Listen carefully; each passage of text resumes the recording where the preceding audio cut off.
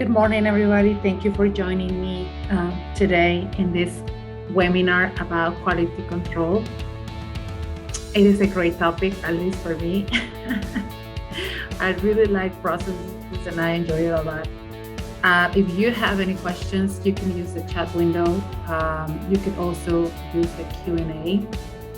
If you have any type of industry you want me to focus on, let me know too. So I can give you better examples.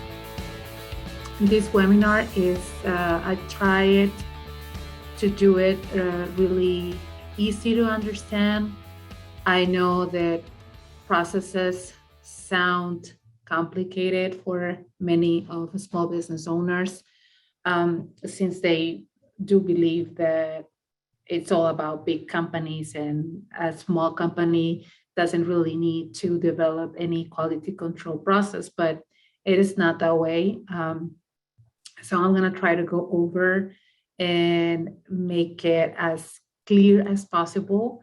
I just wanted to let you know that quality control is more about a philosophy, and we'll see the basics of it. We'll see the main categories you can focus on. You don't need to do everything. I know there's going to be a lot of information here, but feel free to reach out. I am going to record the session, so I'll send you the recording later. Also, you're going to receive the slides, so you have all the information for you. And well, let's begin. I hope you can hear me. If you can hear me, please put like a number 1 on the chat box. And if you're able to see my presentation, please let me know too. Okay, so let's begin. Why small businesses need to practice quality control? This is a great question. Like I was saying, a lot of small business owners think that the development processes are only to mid-size or big companies, but it is not like that. We have a past class and we discuss internal processes. If you didn't attend to that class, I'll provide you the link, because that's really the 101 class, the class prior to this one. So you understand better about processes if you haven't researched much about it. So this is going to be the outline today. We're going to talk about what is quality control and why you should care. We're going to talk about the quality control methodologies and which one could work best for a small business. We're going to discuss about complaints and the products and service responsibility.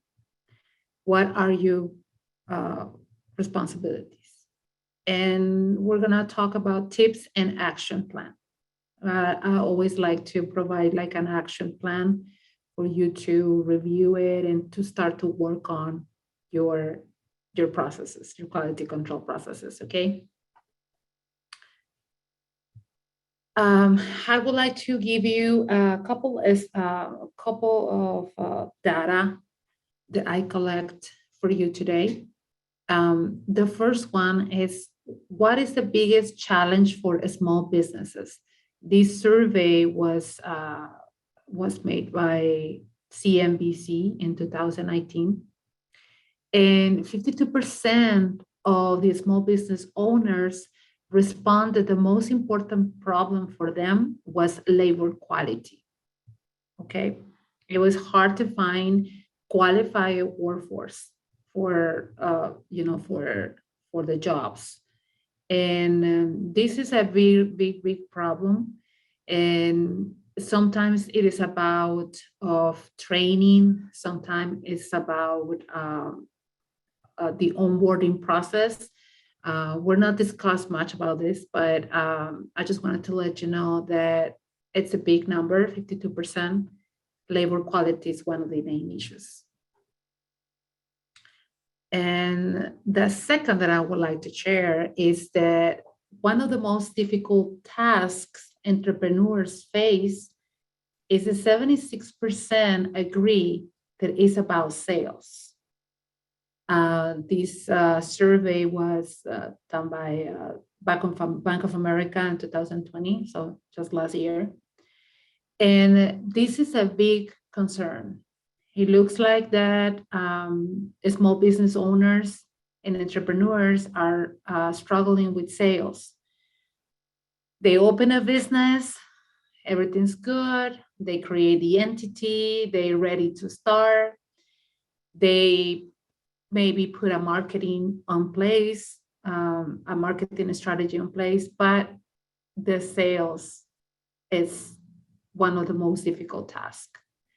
And this is really, really related with quality control, and I'll show you why.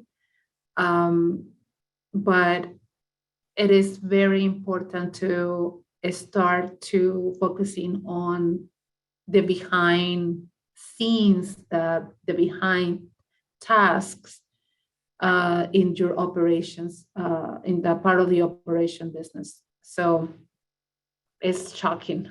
76%, I think, is super high.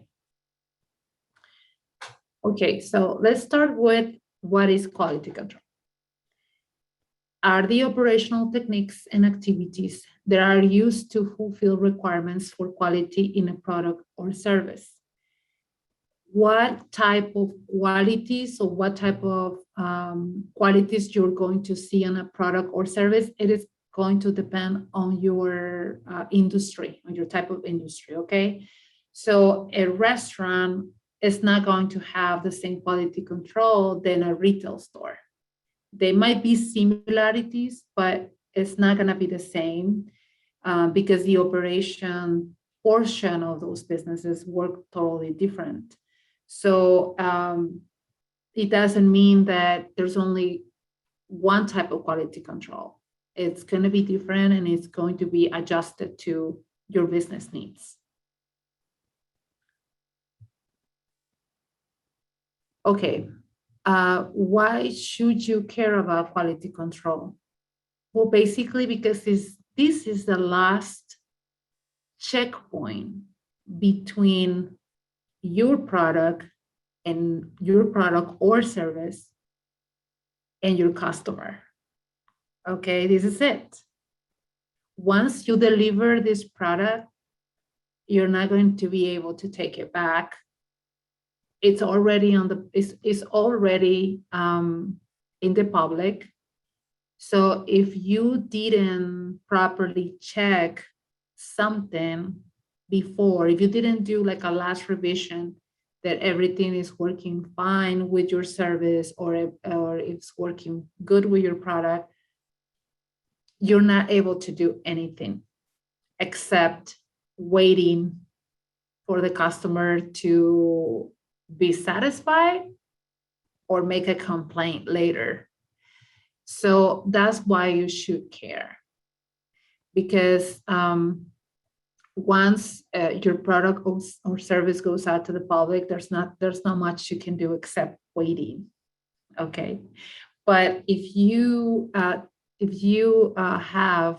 a quality control process in place, then you're gonna know at a high rate percentage that there's gonna be customer satisfaction. You can guarantee that your product out there, it's up for quality. Okay, so that's why you should care. No matter how small your business it is, you should always care about quality.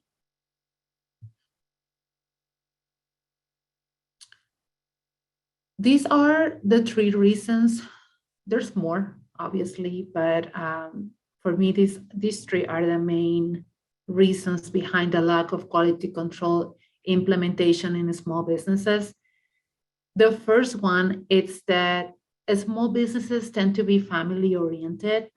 There's nothing wrong with that. I'm not saying that you shouldn't open a business with your family, of course not.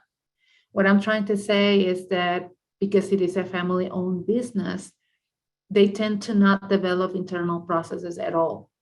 They just go with it, okay? And they tend to never put the processes in writing. They just by saying like, okay, you're my sister, you're my brother, and you, sister, you're going to be in charge of financials, sorry. And brother, you're going to be in charge of deliver the service or deliver the product. But we only saying this, right? We're just talking about what each of us, what the role of each of us is going to be, but we're not really putting it in writing. So everybody knows exactly what needs to be done in every single area or category of our business. So we tend to just not put anything in writing.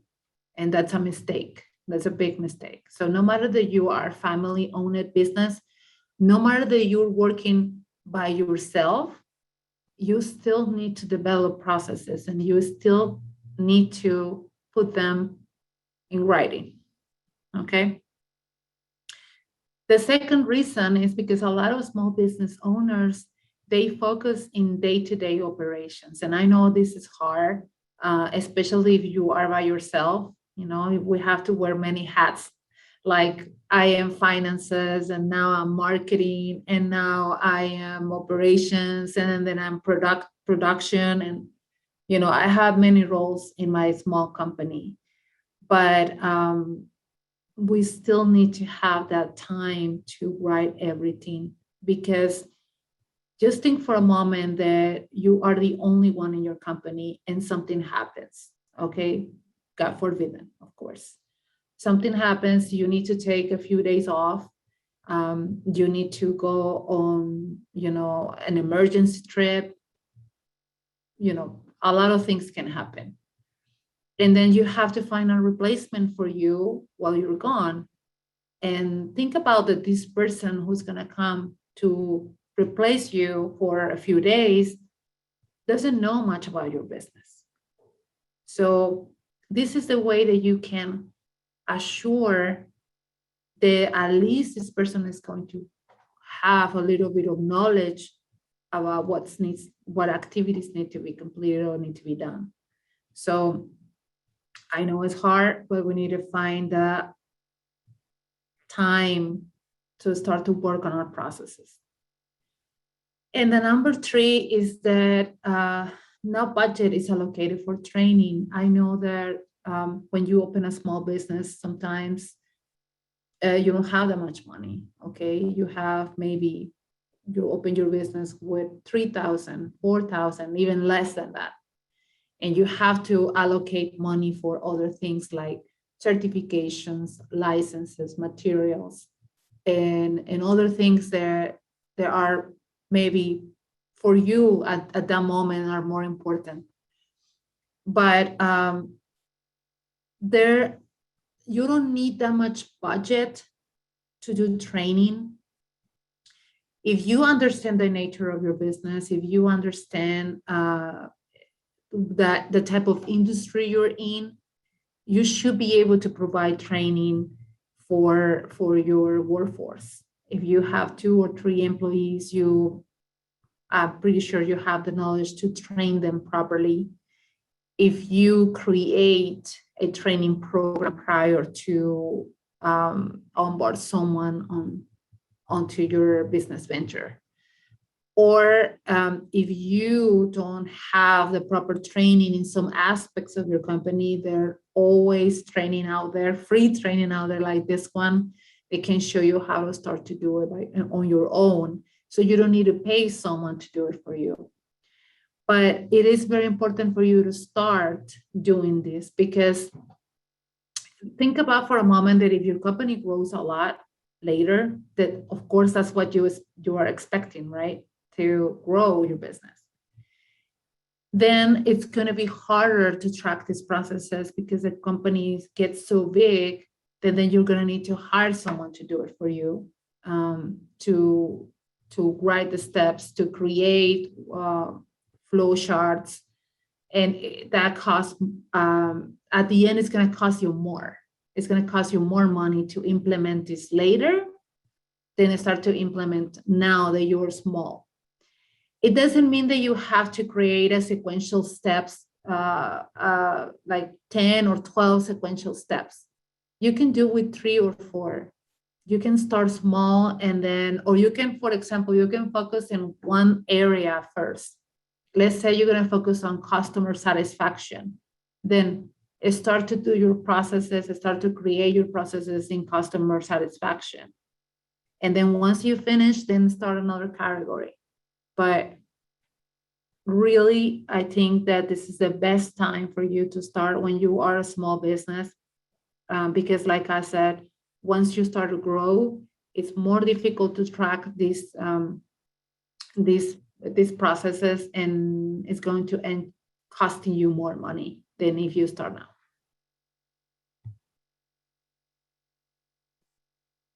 Okay, this is a funny thing, right? You can see the picture and it says quality control. And it says anything that can go wrong will go wrong, and will do so at the worst moment possible. Okay, this is not what we want in our business, for sure. We don't want to be in this position, right? So the first thing that you need to think about is, what does quality mean for your business? Like I said at the very beginning, every business is different. Every industry is different. So what it could be quality for a restaurant, it could be totally different for a beauty salon. Okay. So what quality means for a person who is in consulting business, it is going to be totally different than construction business. So this is the first question that you need to, do to yourself, is, what does quality mean for your business? This is the first step. Think about 2 or 3 aspects and write them down. And that way you can start to build your own quality control process.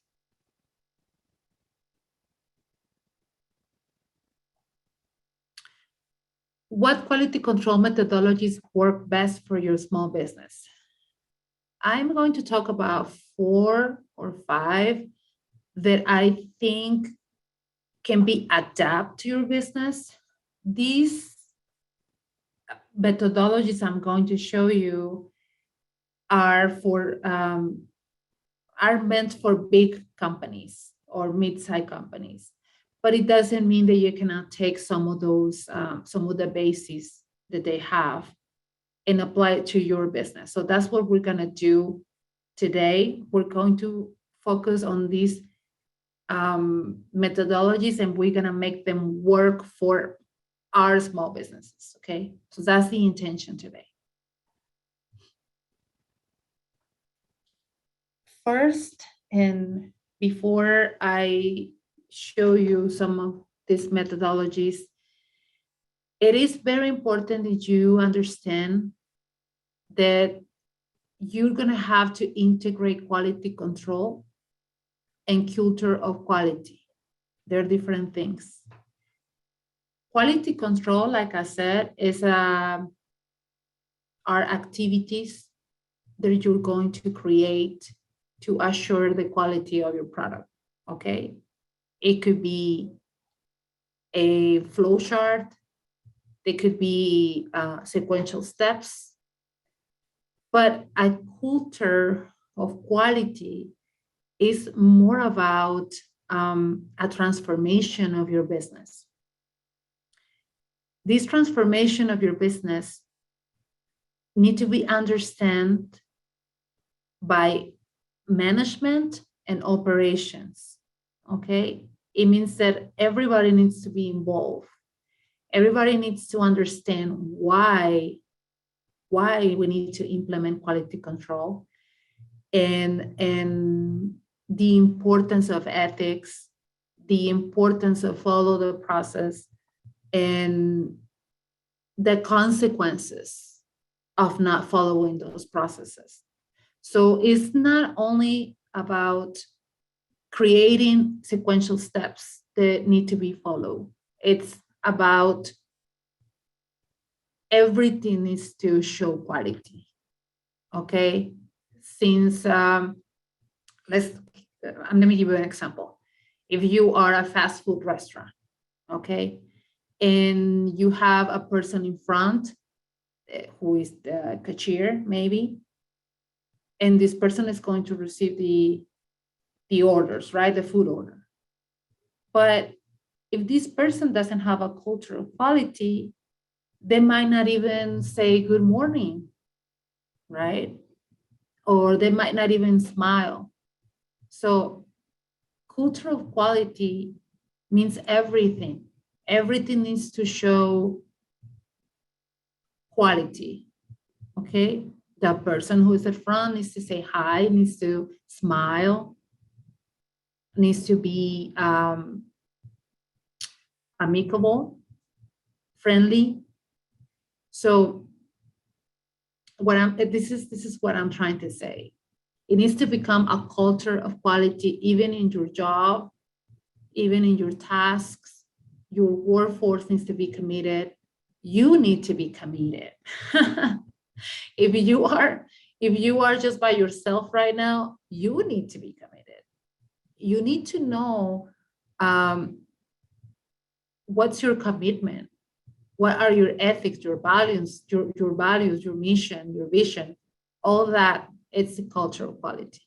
So we need to implement both, okay? They need to be together. All right, these are some quality control methodologies. And these methodologies can be adapted to your business. I use 5. I think these 5 are the best for small businesses. Some of them look complicated, but if we only take 1 or 2 or 3 categories, it should be fine. I know this Six Sigma sounds scary, or ISO 9001, but I'll show you how to use them. Okay. So the 5 P's model is a guide and organization toward performance excellence. So 5 P's model is aimed for excellence.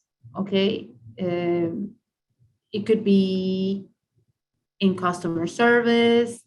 It could be on deliveries. You can play it in different areas of your business. So the 5 P's is are purpose, principles, processes, people, and performance. The 100% inspection method. This is very common in restaurants. And why is very common in restaurants? Because of the food. The produce and food, they're very important to keep quality control of them, because can you imagine if you using a tomato that is not good, and then you made a salsa out of that tomato? It is going to be a mess. Okay, you might get sued, you might get a claim. So food is very difficult, and you need to really inspect that very well. Expirations, all of it. So that's why it's more common in the food business. A strategic management model. Here, it's about creating like a strategic plan for your business. okay? The last class, we talked about SWOT analysis. So I'm not going to stop much on that, but basically SWOT analysis, it is a model about your weaknesses and you know, you're going to kind of talk about your weaknesses, your opportunities, your threats, and all that stuff.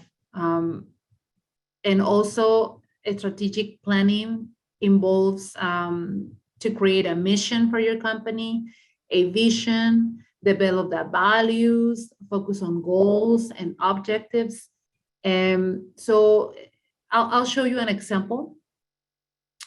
And the next one, the ISO 9001, it provides the basis for effective processes and effective people to deliver an effective product or service time after time.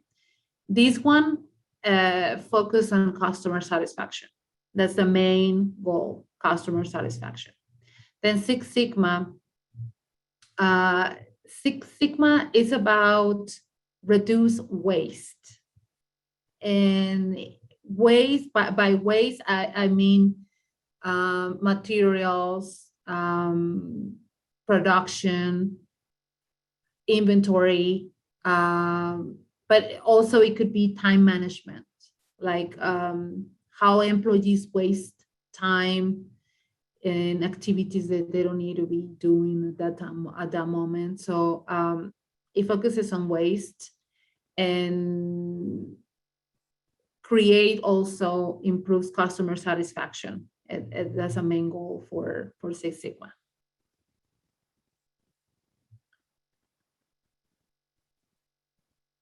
Okay, this is an example of the 5 Ps model. So you need to have purpose.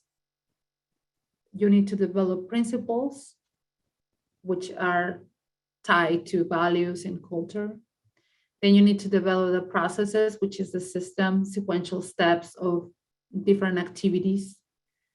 Then you have people and how you have to properly train these people to be able to perform, which is the last P, performance. So it's how you're gonna take your company, okay, to develop the performance that you want to. Okay, if you want great customer satisfaction, well, you need to work on the purpose of it, the principles behind it, the process that your people is going to follow to reach the performance that you want. Okay. This is an example of strategic planning. It basically it is the same, kind of the same thing, just in a different way. For example, here you have to plan, of course, your quality control, but you have to measure. Okay, so you have to not just identify, but also you have to measure your progress. And in this other one, I'm going to show you here. Okay, this is another one. I think this is the easiest one to understand. So you have on top, you're going to have the vision. What's the vision of your company? Then you're going to have the mission. You're going to develop the objectives. Then you're going to develop the strategy, a long-term, short-term plan. Then what methodology is going to work best for you, and the tactics. That means the action plans that you're going to, the action plans that are going to support your strategy.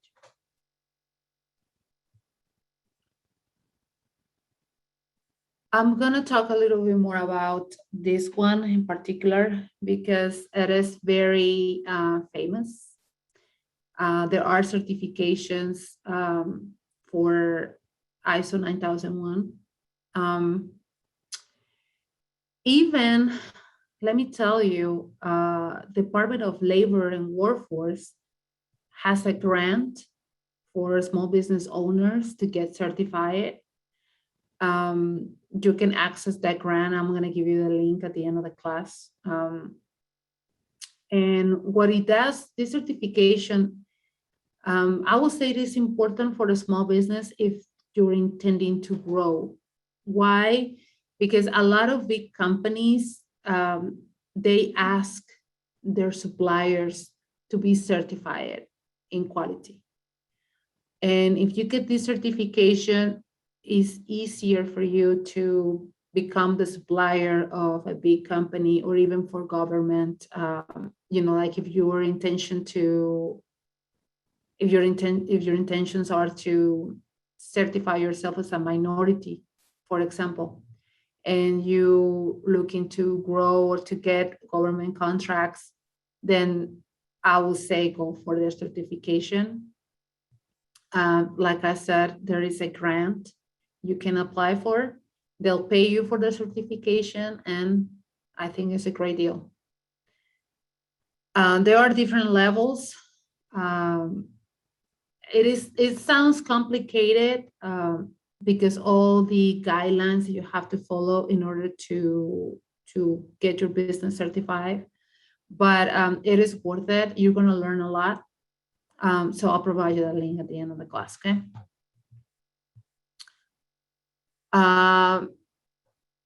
Let's take 6 principles of ISO 9001. And these 6 principles to me are very universal, which means that every company can use these principles, no matter how small it is or how big it is. These principles are always going to work for you. So these 6 categories here, these 6 principles here, you can use them to start your quality control plan, okay? You don't need to use all of them. You can choose 2. For example, you want to focus on customers, then develop your quality control based on your customers, okay? Or if you want to develop, employee commitment, you want to focus on employee commitment to be able to make them provide a good customer service. So what I'm trying to tell you is you don't need to focus on all of them. You can focus only in 1 or 2, okay? But I'm giving you 6. So the first one is, one of the principles is focus on your customers, customer satisfaction. Remember that if one customer is happy, that customer is likely to come back, but not only to come back, but to bring more people to your business, because he's going to refer you, he or she is going to refer your business to his or her friends, family, colleagues, co-workers. So a lot of the problems that I see in sales is that people, I know that small businesses are having problems bringing people to buy their products or services. But if you're not offering quality, then it's going to be even harder to retain the customers that you already have and make them happy, and they bring you more. Okay, so I'll say it's one of the most important principles that you need to focus. And we're going to have a class about customer service, I think in September or October. Okay, so the number 2 is leadership. Why leadership? If you are not a good leader, it is going to be hard for you to lead your business.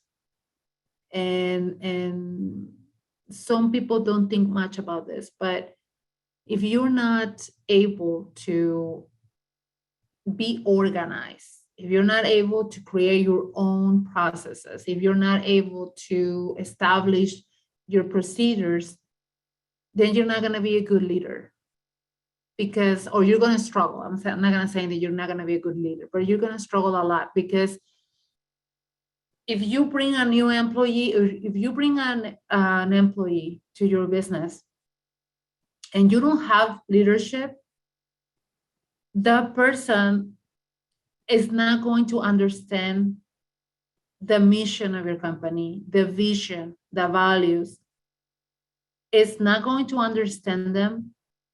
And if they're not able to understand them, and how they're going to perform the way that you are expecting them to perform, right? So leadership is a very important principle too. They should be in your quality control process. Number 3, employee commitment. And I'm talking about everybody, okay, in all areas of your business. No matter for example, you have an accountant, right? And it is not your employee. It is someone that you are, that you're paying to do a service like financial, organize your financials and everything. But even the accountant needs to be aware of the quality that you are implementing in your business. So, okay, so even this person needs to be aware of that to be able to perform. And this person needs to know that you are expecting a good performance from them, from your accountant or from whoever, okay? So employee commitment. Number 4, process development. If you are not putting in place processes, like I said at the very beginning, it's going to be hard for you to train people to take time off, because if you are the only one who knows how things get done, then, right, if you go on vacation, people is going to be calling you, hey, how am I supposed to do this? How am I supposed to do that? So process development is a very, very important part of your business. Improvement. You always need to be monitoring. If you have a restaurant, you have to be there. You have to be able to monitor whatever people is doing. You need to sit down and then observe. And then while you're observing, then you need to start to take notes and say, okay, I can improve this, I can improve that. This could be done better. Maybe, for example, if you have a restaurant, the time that it takes for the chef, maybe it's taking too long. Maybe it's taking 1 hour for your customers to be served. So those things, you always need to be aware of what are the areas of improvement. And then number 6 is decision making. Okay, we need to work on that too. That's a very important principle for quality control. If you are not there in your business, who's going to be able to make a decision? Who's going to be able to come up with a solution of a problem? Okay, so it's very important too.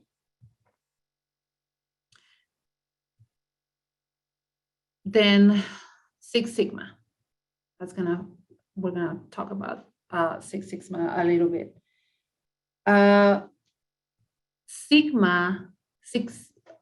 Six Sigma means a deviation, okay? It means that your business needs to be as close to perfection, okay? 99.9% needs to be close to perfection. And Six Sigma, it's all about organization. It's all about develop processes, implement them and make sure that we're monitoring, follow up. It sounds a lot of work, but I kind of resuming this another 6. Okay, so what can Six Sigma do for your business? First, Six Sigma is able to identify waste and unnecessary expenses. I'm going to go back to the restaurant example. Let's say that you are buying a lot of tomatoes. Okay, that every single day you are buying 4 pounds of tomatoes. Okay.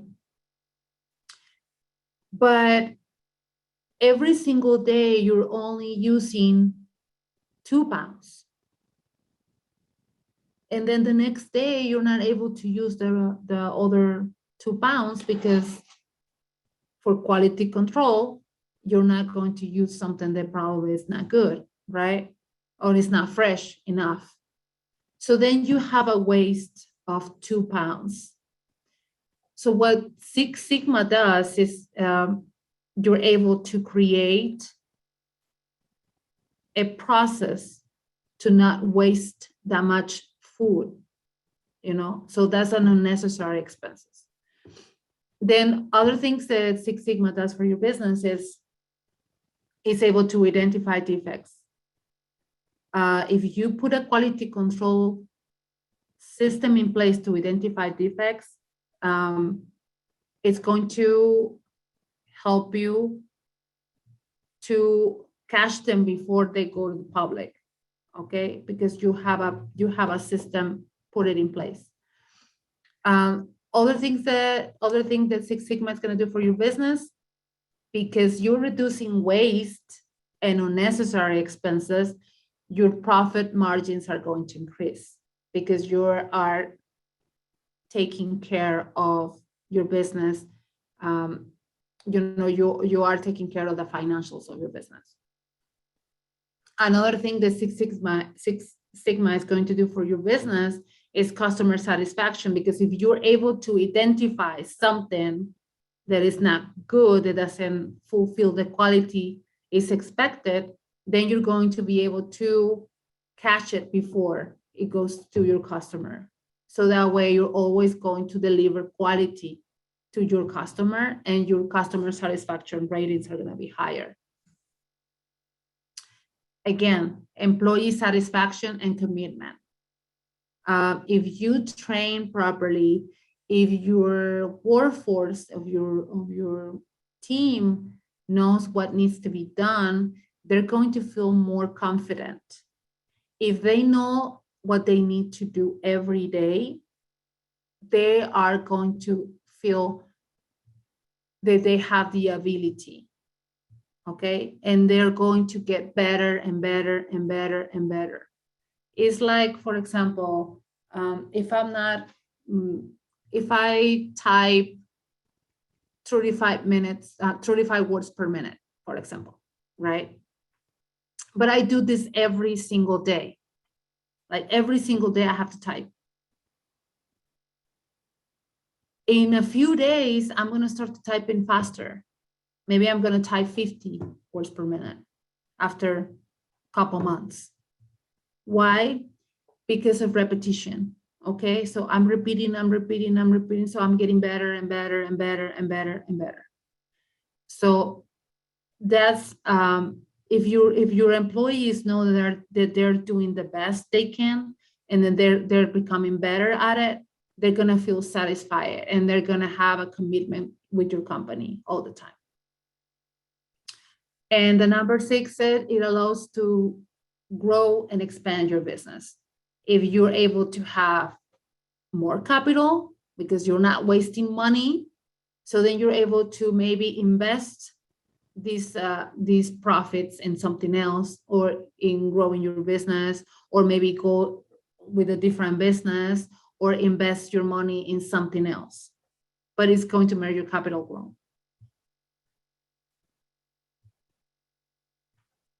Okay. let's going to talk about complaints, products and service responsibility.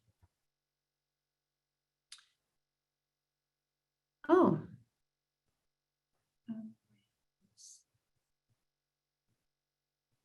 Sorry. Send me back.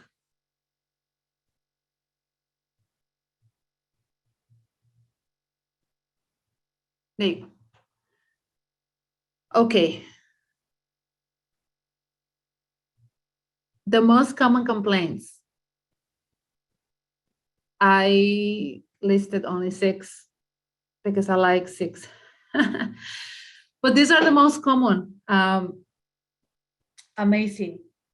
The number 1, I couldn't believe it, but the number 1 is product not available.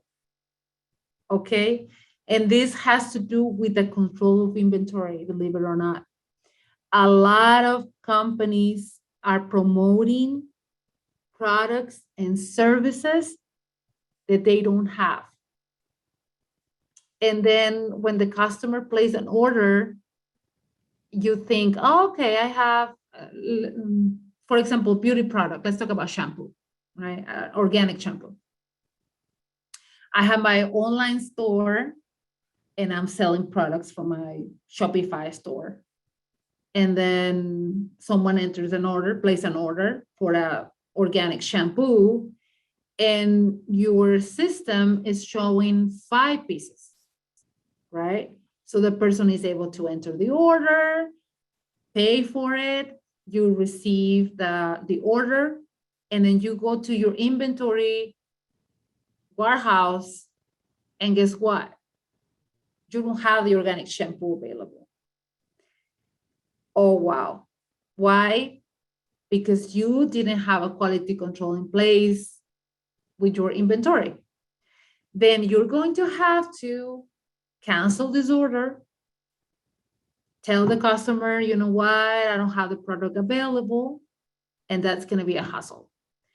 But that's the first most common complaint out there in the markets. Product not available. The number 2 is poor customer service or poor product quality. So the first 2 are really tied to quality control.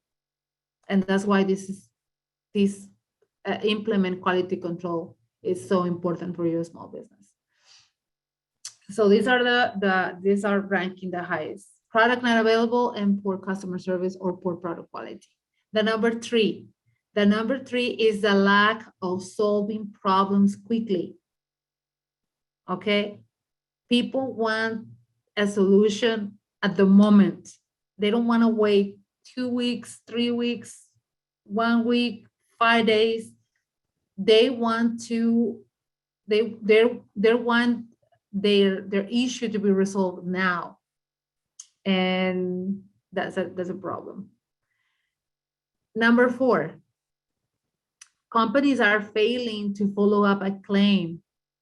I was in shock when I was checking some data the other day.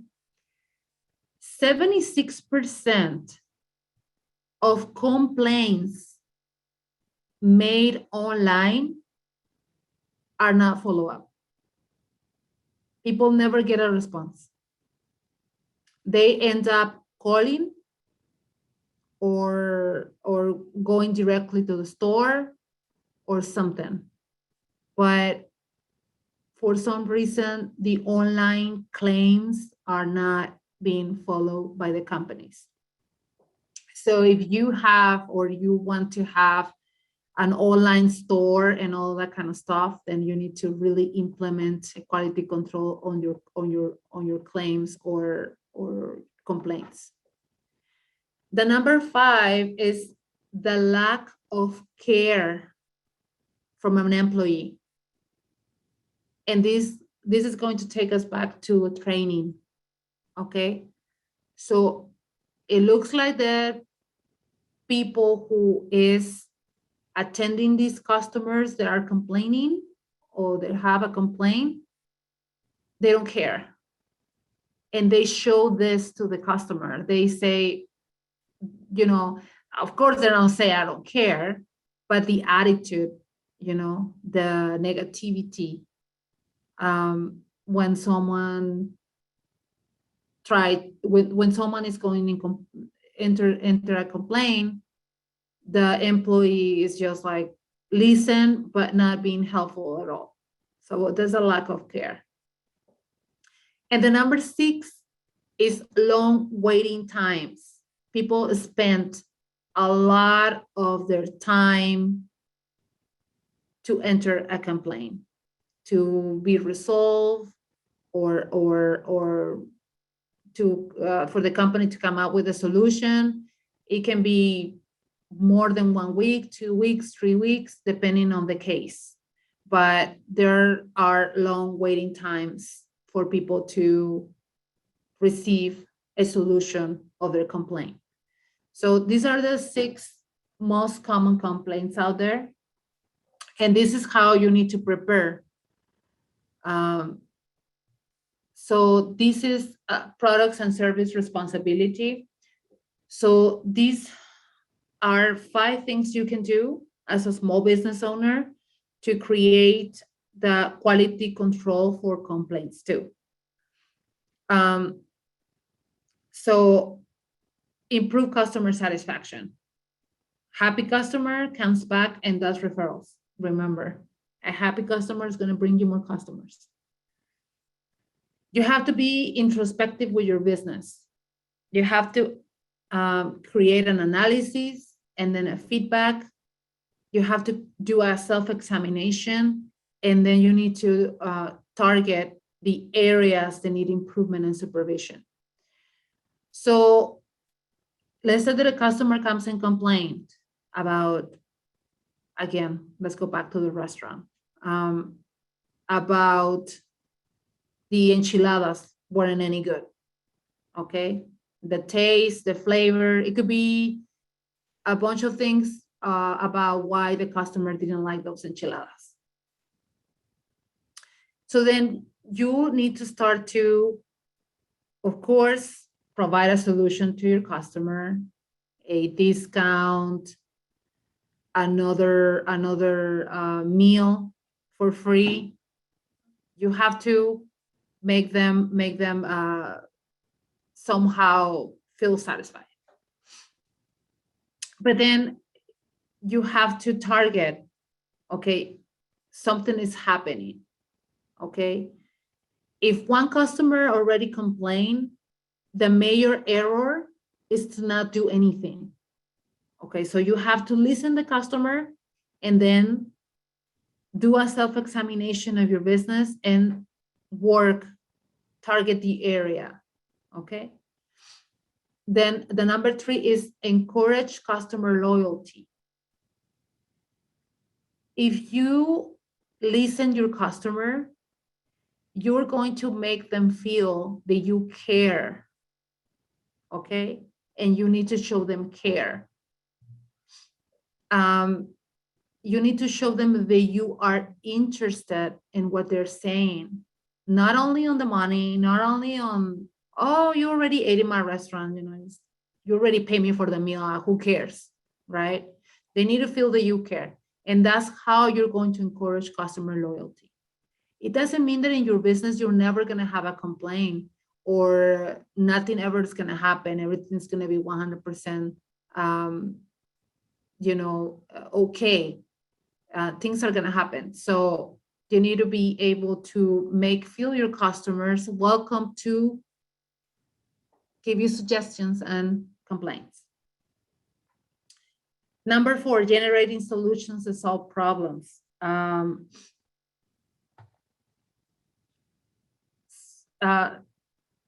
this has to do with the introspection in business. If someone is complaining about the food, the taste, in particular the taste, then you need to resolve that, okay? Don't just say, okay, well, today the chef wasn't at his best. Tomorrow's going to be different. No, you have to take action. You have to generate a solution that resolve that problem. That way, you're going to avoid to become a recurring problem, and it's not going to happen to another customer. Okay. So this is key in customer service. And the number 5 is you have to evaluate these complaints. I strongly recommend to start to create a data collection. For example, you had 30 complaints this month about the quality of food. Let's go back to that example. And then you have to separate those claims, right? For example, from those 30 complaints, 10 were about that the food was cold, specifically. 10 complaints were about the taste. And another 10 complaints were about the presentation. The meal was not well presented, or the portions of it could be. So then that way you have 3 different scenarios of your complaints. So you are able to find 3 different solutions. Okay, so that's how you have to handle your complaints. You have to evaluate them, come up with solutions, and that way you're improving, right? How can you do this? Through email surveys, and then classification. Like I said, classify the type of complaint. It was about maybe that my restaurant wasn't clean. It wasn't the food, it was the cleanliness. Maybe for all the people who complain about that the restaurant wasn't clean, 4 talk about the restroom area. Okay. So now you know that your food is good. Nobody's complaining about the food. Everybody's complaining about how the restaurant is not maintained. So then you need to work on that. So that's why it's important to take complaints in a positive way. Okay, not in a negative way, not in the, oh my gosh, these people is complaining, I'm doing my best, and people don't care how much I work, or no, nobody cares. Okay, customers care about your product or service. They don't care. They don't care what's behind it. They don't even know what's behind it. So they care about the final product, that the delivery fulfill their expectations, not your expectations, but their expectations. So this is something that is our responsibility as owners. Okay, so think about it.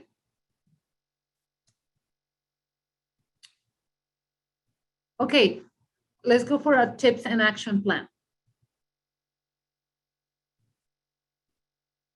Okay, we talk about a lot of quality control, and I talk about methodologies, and I talk about everything. I gave you some examples and all that.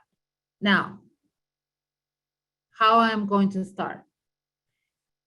I had a question yesterday, and someone asked me like, okay, where I can find a quality control that is already done, and I can copy this quality control and I can implement it. There's nothing like that. Quality control is about a philosophy that you have to develop for yourself. I'm not going to give you a sequential steps. I can give you an idea regarding your industry. But like I said at the very beginning, quality control is not going to be the same for a printing company than for a daycare, or for a restaurant, or for a beauty salon. Okay, so it is more about planning. It is more about you need to sit down and think. For example, yesterday in the Spanish class, we have a person who he has a printing business, okay? And then I was asking him, okay, what are your quality mention 2 or 3 quality control for your printing company. And he said, well, if I print something, it needs to be really well printed. Okay, it needs to be colorful. The colors need to look good. Everything needs to be properly. Everything needs to be properly printed. Okay, that's quality control. Just right there, one thing. We're talking about quality control right there. So if he prints something that doesn't fulfill the standard of colorful and the ink looking really, really good, then you're not going to deliver that to the customer, right? You're going just to catch it right away. You know what? This is not well printed. What's going on? I ran out of ink, or this ink is not the same quality that I always use. What's going on, right? So that's how you need to start to create your quality control processes. You need to think about, I don't know what type of businesses you have. You haven't told me anything, but if you want to use the chat and let me know what kind of industry do you have so I can give you better examples. I'm using the restaurant example because that was the easiest one. Then yesterday, I have a person that has a taxes business, right? And he was asking me, what quality control I can develop if I'm only a tax company. I don't have a restaurant. I don't have a beauty salon. Well, maybe your company needs to focus on customer satisfaction.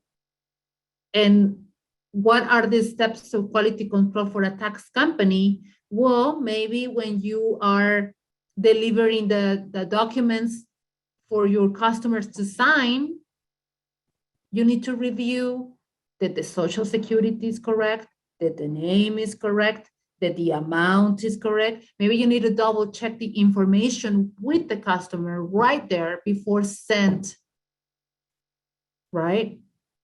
Before sent to the IRS. So that's quality control.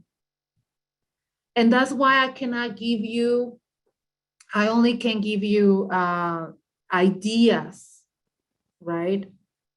There's nothing standardized. I cannot really give you something for that fits all. This is something that you need to think. And my suggestions are standardize your quality control with processes, which means taking the example of the printing company and following the example of the tax company, think about what are your quality expectations. The number 2 is be flexible. It is okay to develop quality controls, but you need to understand then that can change, okay? That maybe tomorrow if you're growing, you're going to need more processes involved. You're going to need more steps, okay? So these systems are really flexible. The number 3, something that I suggest for you, if you are a retail company, if you are in construction company, if you are a restaurant, if you are in landscaping or cleaning, create checklists or checkpoints. Create 3 or 4 standards, and every time that you deliver that service or that product, mark. Okay, go over and mark if you are following those sequential steps. And that's how you start to create quality control. And that's how you create this understanding of why quality control is important.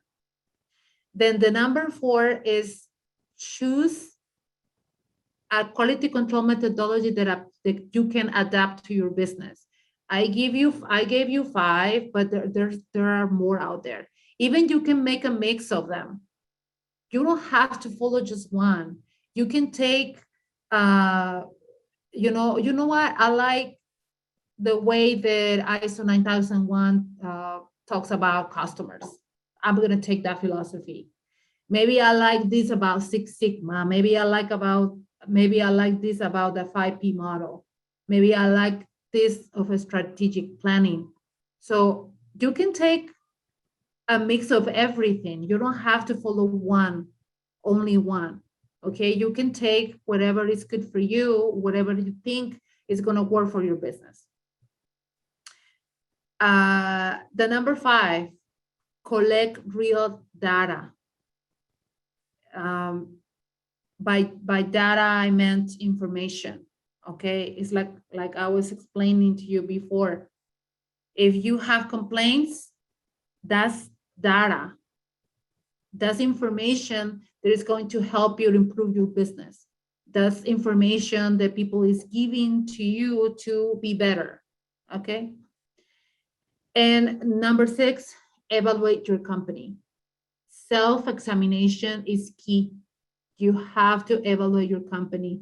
You think about outside the box. Think about your company, how your company is now, what are the processes of your company right now. And be honest and say, if I was a customer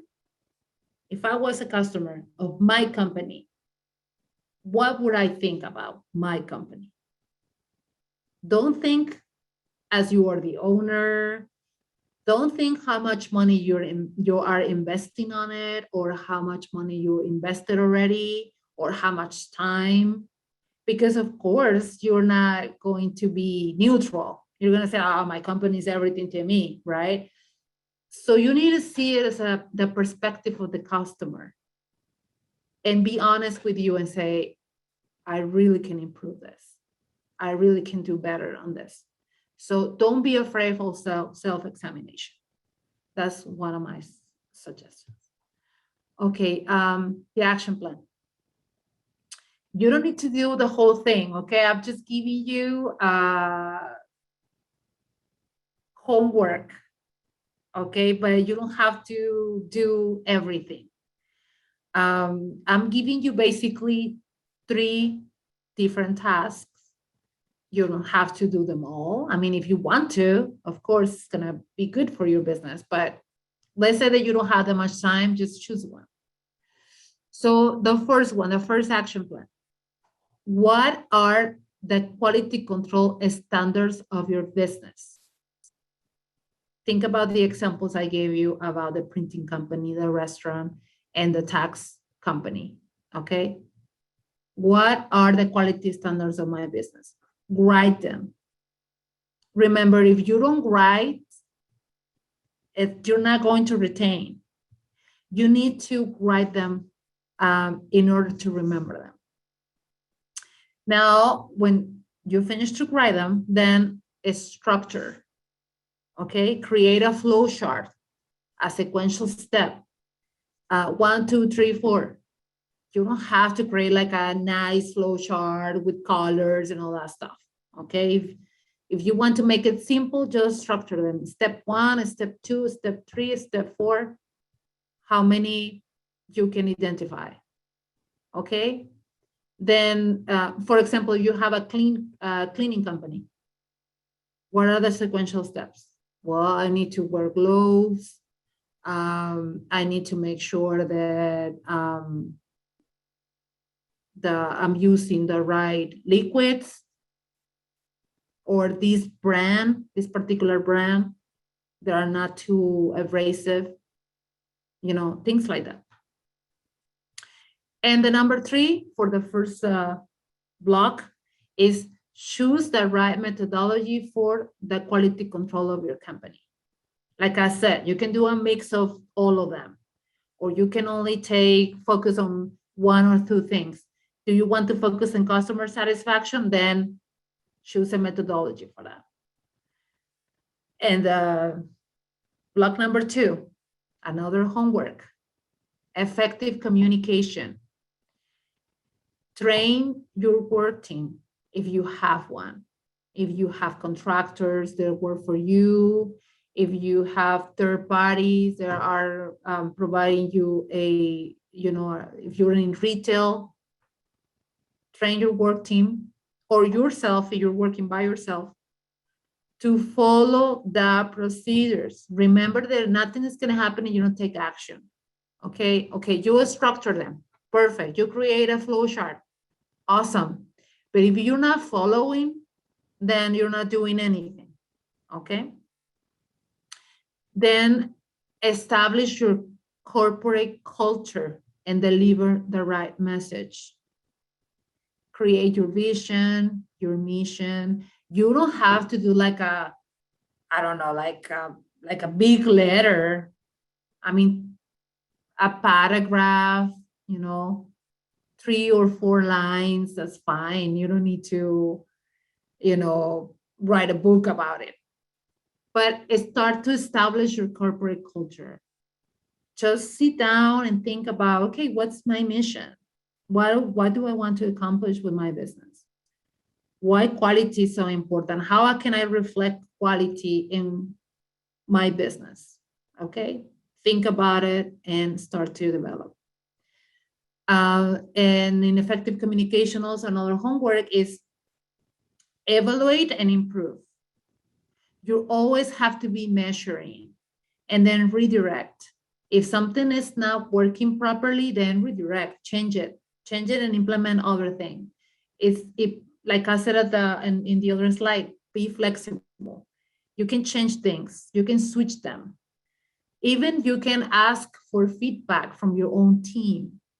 Okay, since they are the ones, maybe your cashier, maybe your waitress, maybe your chef, you need to collect the feedback.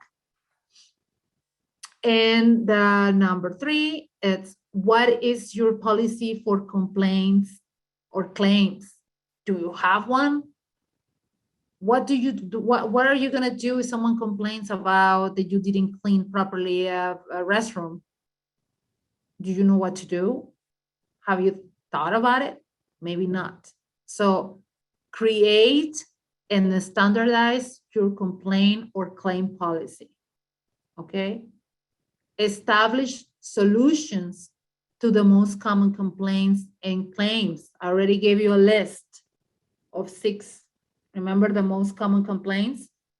Okay, check the list and see if some of those solutions, if there are some solutions you can apply to those complaints so you can be ready. So when you get that complaint, you already know what to do, or your work team knows what to do. And the number 3 is create a customer satisfaction survey if you can. Why? Because you're going to get a lot of feedback. Have you go to a bank, for example, right? You have like an appointment with the agent, and then it takes like 1 hour, blah blah blah blah, and you just leave the branch, and then after a few minutes you receive an email. Hey, we wanted to know how we did it. Let us know how we did it, how well we did it. And then you can review right there the employee, because they already know who helped you. So because you have an appointment. So you're able to write right there your level of satisfaction. Okay, those are customer satisfaction surveys. They don't need to be long. They can be focused on 2 or 3 questions. Make them easy. Just rank 1 to 10, or how satisfied, exceed satisfaction, whatever. Make it easy. Don't ask for a full answer because people don't have time. So try to make it short. And these are some resources. I link them, so you're able to click on it, and then you're going to receive those reports. The first one is Six Sigma for small business.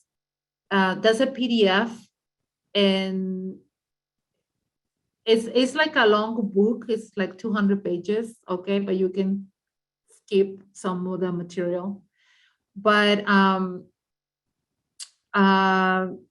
Six Sigma for the small business that's a great PDF because it's going to focus Six Sigma exclusive in small business. And the other one that I attach is the Bank of America Small Business Report for 2020. You can see some data there. It's very important for your small business. Another one is what management and quality theories are best for small businesses. I think that could be good for you too. So you can start to understand. I put you the link for the global certification in quality in case you're interested in the grant. And also I gave you the quality management trend report for 2021. Just in case you wanted to read more, you want to get more involved with this. I know this sounds difficult. It is not really that difficult, at least for me, right? But you just need to start. And like I said, create your own philosophy. You don't need to follow every single guideline of Six Sigma or the 5P model or the strategic planning. You can always take a little bit here and there to create your own. And well, that's it. I hope that this webinar was good for you. I know there was a lot of information. You're going to receive the slides later on the day and also the recording access in case you want to see it again. And also provide you the link for the other class, the process, the internal processes class, which is like the level 101, in case that you want to understand more about processes. Thank you everybody for joining me today. And this is our website in case you want to see more classes, and it's extension.unr.edu/BusDev. Thank you, and I'll see you soon.